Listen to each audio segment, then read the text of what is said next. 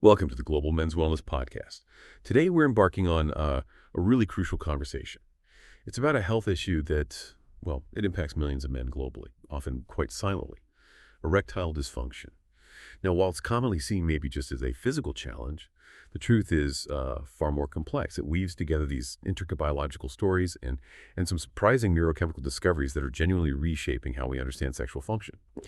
Our mission today is to uncover what erectile dysfunction truly is, look at the established treatments that work, and then get into the really cutting-edge, though sometimes challenging, research on the, well, unexpected role of a hormone called oxytocin. Ultimately, this exploration should reveal why understanding these deeper physiological connections matters so much for a man's overall well-being, his mental health, and of course, quality of life. That's absolutely right. And, when we talk about erectile dysfunction or ED, it really is far more than just a simple plumbing problem. The definition we use is the consistent inability to achieve or maintain an erection firm enough for sexual activity. I like to think of it like the check engine light suddenly lighting up on your car's dashboard. It isn't just signaling one single component failure. It's more like a sign that your body's complex systems aren't firing in perfect sync. And a really significant misconception is that ED is solely a result of aging. Now, while age can be a factor, sure, it's often profoundly linked to broader health issues. For instance, ED is often one of the very earliest indicators of underlying cardiovascular disease, sometimes appearing years before more obvious symptoms like chest pain. It's also strongly associated with things like diabetes, chronic stress, and various conditions affecting blood vessels. So while mental health definitely plays a part, it's just crucial to understand it's not simply all in your head. It has these deep, tangible biological roots that really demand our attention. That makes perfect sense.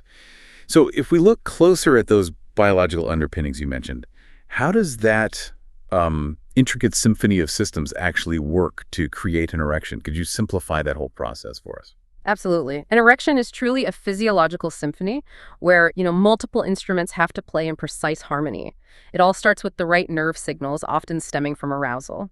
These signals travel from the brain and local nerves, and they kick off a cascade. This leads to the relaxation of smooth muscle tissue inside the penis, which then allows for a pretty dramatic increase in blood flow.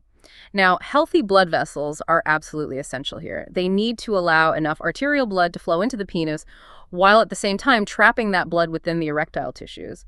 And finally, a balanced hormonal environment, especially having adequate testosterone levels, kind of acts as the conductor, making sure all these elements perform optimally together.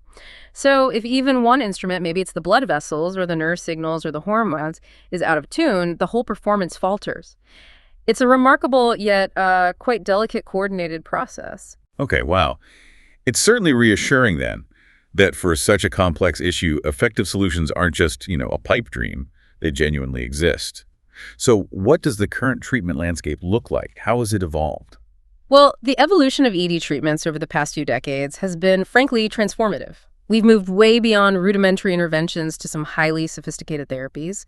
Today, we have a really robust arsenal of FDA-approved treatments. Most commonly, of course, there are oral medications, the ones known as PDE5 inhibitors. Like Viagra or Cialis, right? Exactly.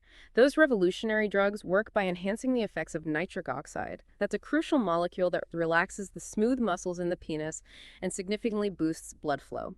But beyond pills, we also have things like mechanical vacuum devices, which create a vacuum to draw blood into the penis.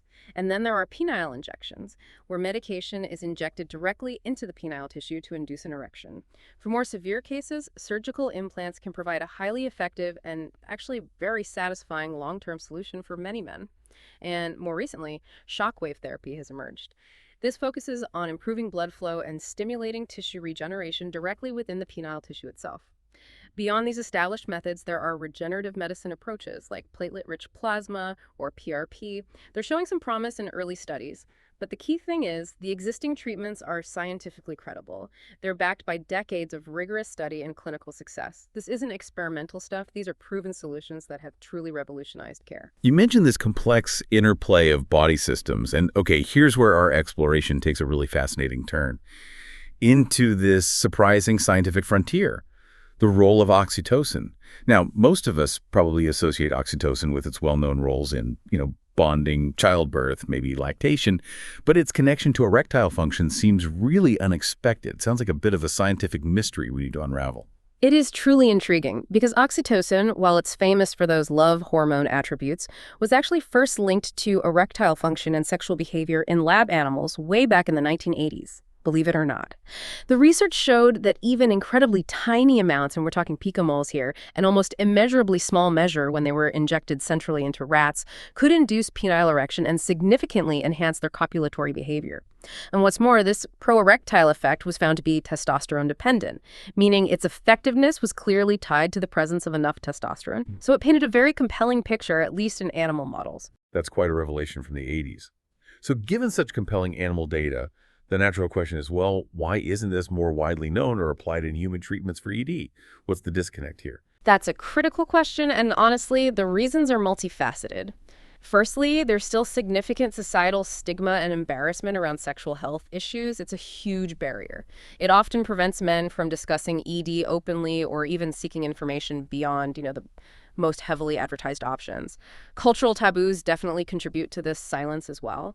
Secondly, there's this pervasive misconception that oral medications are basically the only real option available.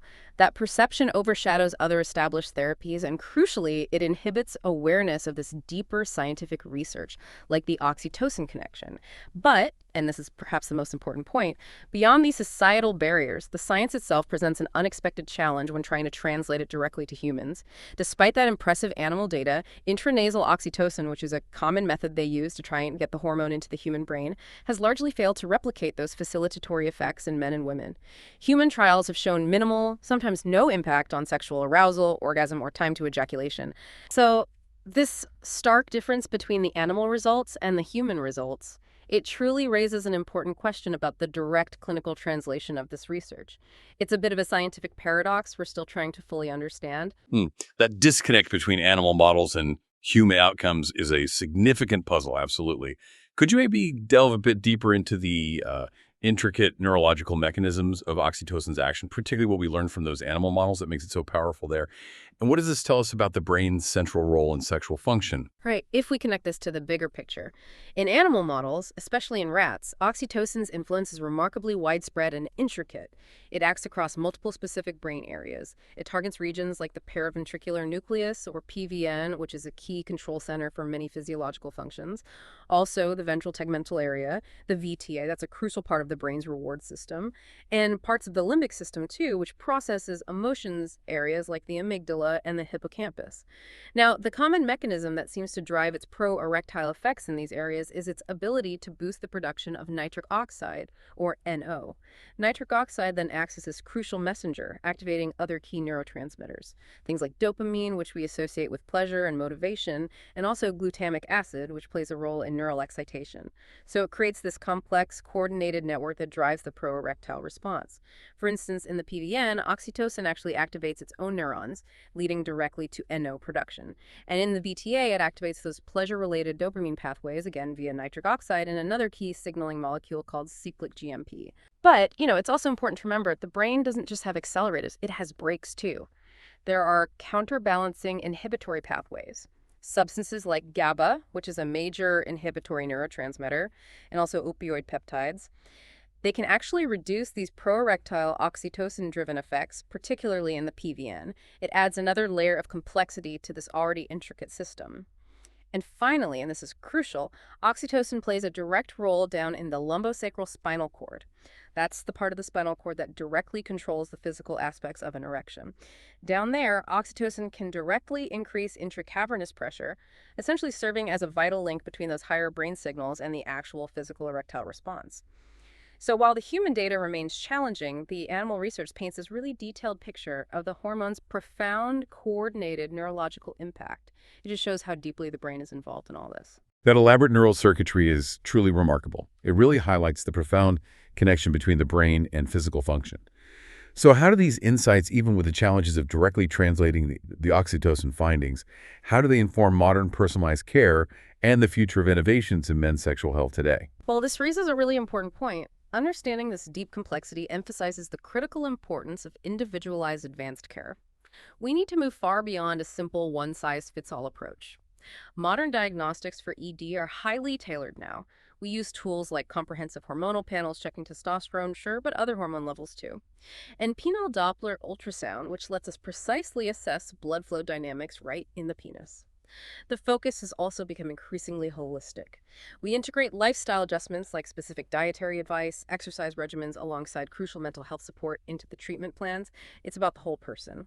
And for the established treatments, we have very concrete success rates, which I think provides a lot of hope. For instance, those PDE5 inhibitors, they assist about 70–80% of men in achieving erections. Shockwave therapy in studies improves blood flow and function in around 60–70% of cases. And penile implants, while they're a more invasive option, they boast very high satisfaction rates, somewhere around 90%.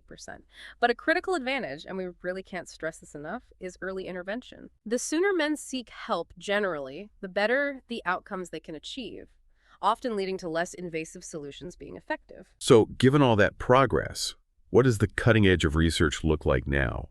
And what's truly on the horizon for the future of men's sexual health in this area? The future holds genuinely exciting potential, I think. We're seeing really promising regenerative medicine approaches, things like stem cell therapy. The aim there is to actually repair or replace damaged tissues at a cellular level, potentially offering more curative options down the line. There's also the rapidly growing role of AI-guided diagnostics. AI can analyze complex patient data to provide far more precise diagnoses and highly personalized treatment recommendations. That's developing quickly.